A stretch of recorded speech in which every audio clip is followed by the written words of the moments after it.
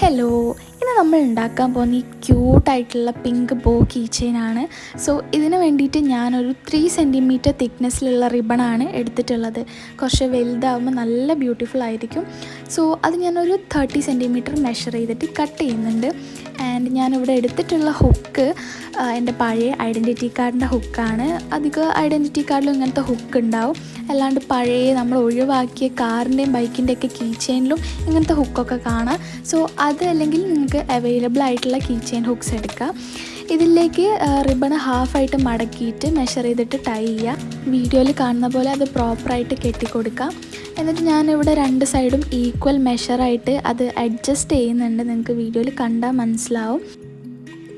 So അത് correct മിഡിലേക്ക് വരാൻ വേണ്ടിയിട്ട് ഞാൻ അങ്ങോട്ടും ഇങ്ങോട്ടും തിരിച്ച് അഡ്ജസ്റ്റ് ചെയ്യുന്നുണ്ട്. ആൻഡ് ആഫ്റ്റർ ദാറ്റ് നമുക്ക് ഈ ബോയിൻ്റെ ബാക്കിയുള്ള രണ്ട് സൈഡിൽ ഒരു വി ഷേപ്പിൽ കട്ട് ചെയ്ത് കൊടുക്കാം. ഈ വീഡിയോയിൽ കാണുന്ന പോലെ കട്ട് ചെയ്യാം. അതൊരു നല്ലൊരു ഫിനിഷിങ് കിട്ടും. ആൻഡ് ആഫ്റ്റർ ദാറ്റ് ഞാൻ ഇതിൻ്റെ നടുവിൽ ഒരു പിങ്ക് കളർ ഹാർട്ട് ഷേപ്പിൻ്റെ സ്റ്റോണും കൂടി ഫിക്സ് ചെയ്ത് കൊടുത്താൽ നമ്മളെ പരിപാടി കഴിഞ്ഞു. സോ നിങ്ങൾക്ക് ഈ വീഡിയോ ഇഷ്ടപ്പെട്ടിട്ടുണ്ടെങ്കിൽ സബ്സ്ക്രൈബ് ചെയ്യുക. ആൻഡ് നിങ്ങൾക്ക് എങ്ങനത്തെ വീഡിയോസാണെന്ന് വേണ്ടത് കമൻറ്റ് ചെയ്യുക.